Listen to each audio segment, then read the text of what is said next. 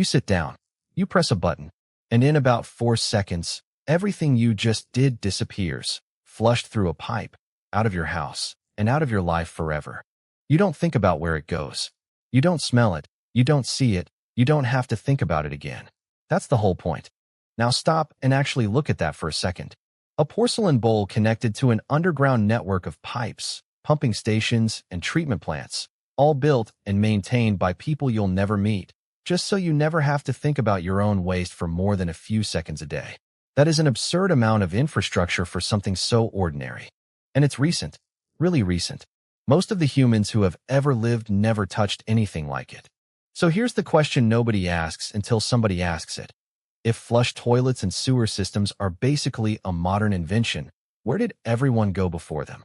Not just occasionally, every single day, for every single person, for tens of thousands of years. And honestly, this is one of those questions you don't think about until someone asks it. But once you do, it doesn't let go.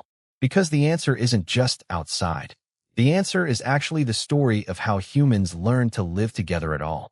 The easy answer, the one that probably popped into your head already, is they just went outside. Find a spot, do your business, walk away.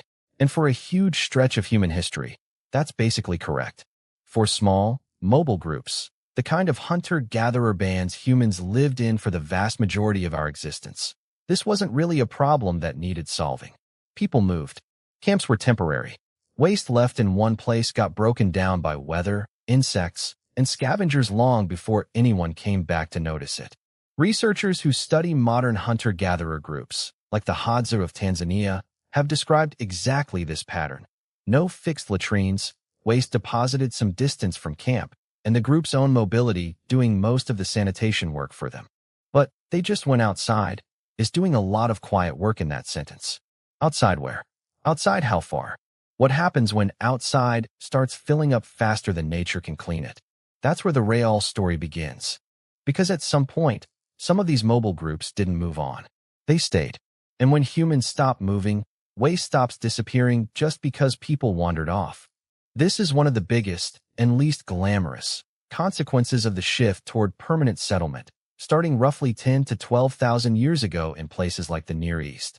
More people staying in one place meant something that had barely been a problem before suddenly became one.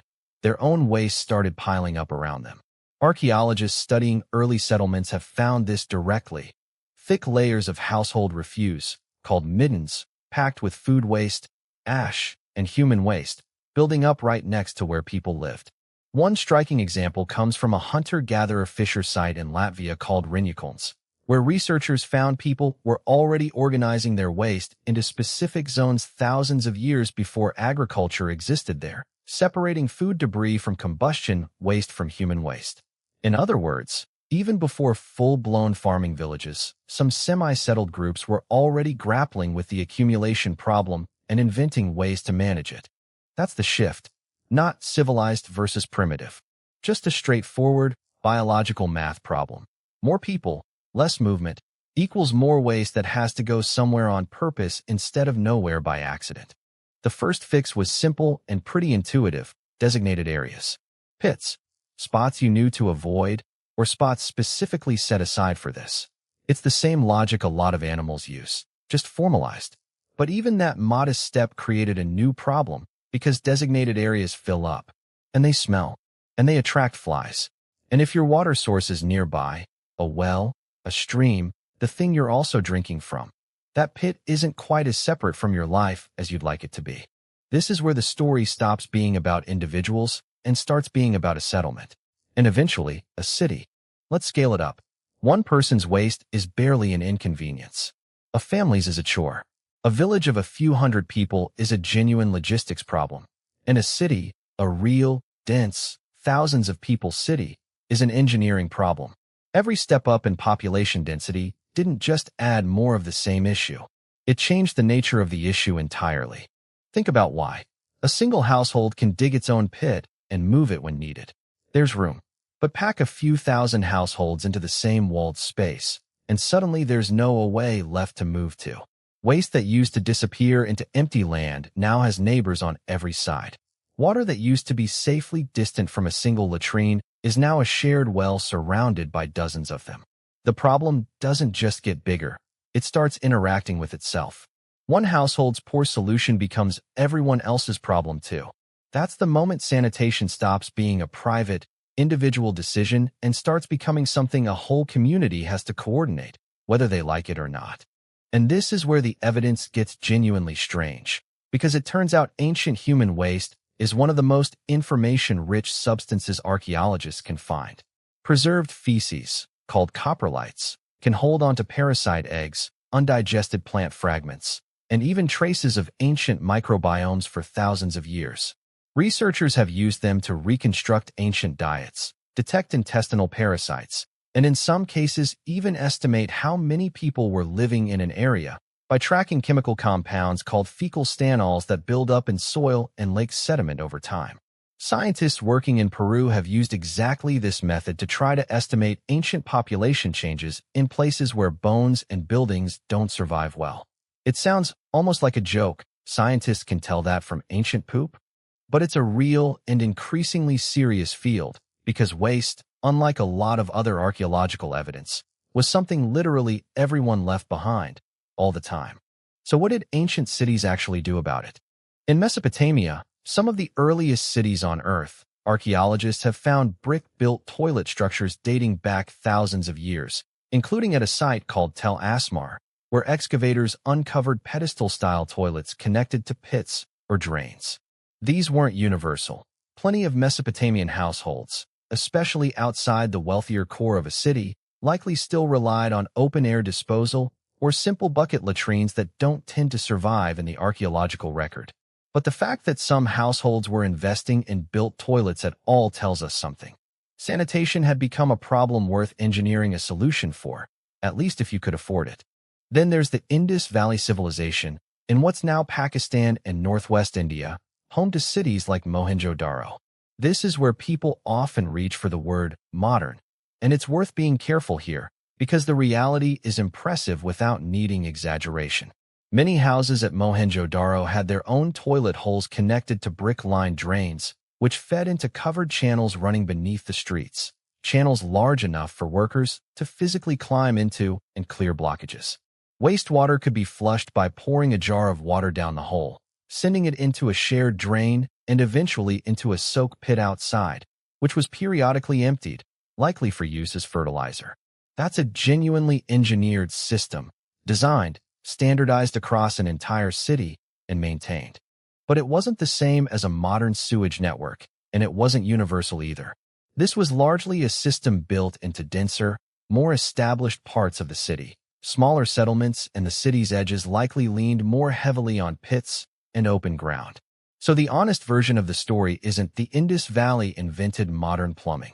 It's closer to, some of the earliest people on Earth to live in dense cities were also some of the first to treat sanitation as a design problem, worth solving with brick, gravity, and civic coordination, a genuinely early form of engineered public infrastructure, even if it didn't reach every household.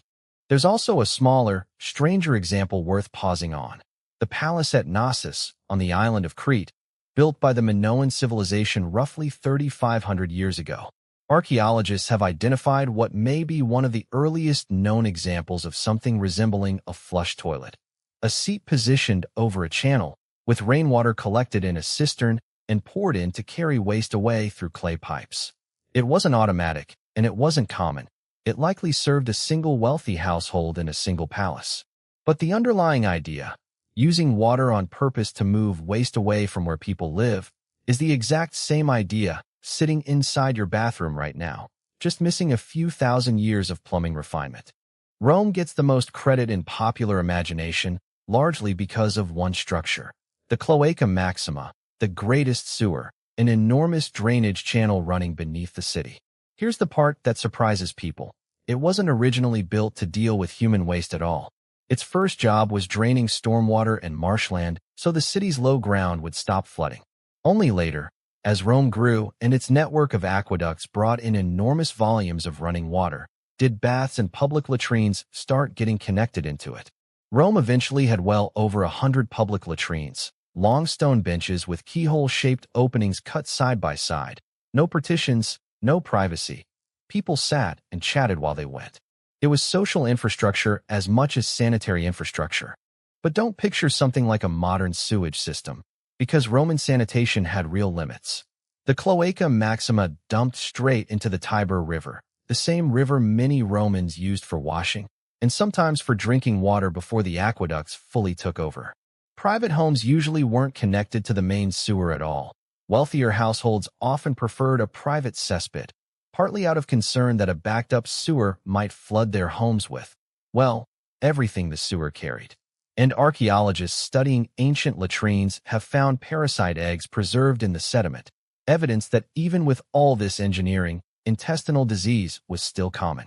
Rome built genuinely impressive infrastructure for moving waste away from where it would be seen and smelled. It did not build infrastructure that understood disease transmission, because nobody yet understood what caused it. Then there's the myth people love the most, that medieval Europeans just pooped in the streets, whenever, wherever. It's a vivid image, and it's mostly wrong.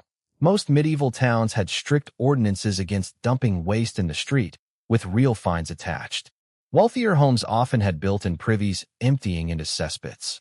Poorer households used shared privies or chamber pots that were supposed to be emptied into cesspits, manure piles, or designated pits. Not flung out the window, though it certainly happened occasionally and got remembered far out of proportion to how common it actually was. Cities employed workers, sometimes called gong farmers, specifically to empty and clean out cesspits, a job dangerous and unpleasant enough that they were paid unusually well for it. Medieval people weren't ignorant about filth. They didn't understand germ theory, but they understood, from lived experience, that waste and sickness were connected somehow, which is exactly why so many of their laws existed in the first place. So across every one of these places and periods, notice the pattern. It's never this civilization solved it, and that one didn't. It's the same problem showing up again and again, in a slightly harder version each time, because the underlying math kept changing. A mobile group could rely on distance. A village could rely on a pit. A city needed drains. A dense, sprawling capital needed drains connected to a citywide network, plus laws, plus a workforce whose entire job was maintaining it. The solution scaled because the problem scaled. And that's really the deeper story hiding underneath the toilet joke. Waste management sounds like the least important part of civilization. Nobody builds a monument to the person who designed the first drainage channel. But every dense human settlement that has ever existed had to solve this same biological problem before it could grow any further. You can't build a city of thousands of people without figuring out where their body's most basic output is going to go. Temples get remembered. Drains get forgotten. But you don't get the temple without the drain working well enough to keep the city from making itself sick. By the time you reach the modern flush toilet, you're not looking at some sudden invention. You're looking at the end point of thousands of years of humans running into the same wall over and over. Mobility, then pits, then drains, then engineered sewers, then laws, then treatment plants. Each solution creating a slightly bigger version of the same problem, until eventually the whole thing got quiet enough and clean enough that you could forget it was ever a problem at all. So tomorrow, you'll probably sit down, press the button, and not think about any of this. That's fine. That's actually the goal. The whole system exists so you don't have to think about it. But now you know what that 4-second flush is standing on top of. A very long, very unglamorous chain of human beings figuring out how to be crowded together without drowning in the consequences of their own biology. The toilet looks like a place where one person disappears for a few minutes. It's really one of the quiet inventions that made it possible for the rest of us to live this close together at all. So the next time you flush, give it a second thought. And maybe ask yourself, what other completely normal part of your day has a history this strange hiding underneath it?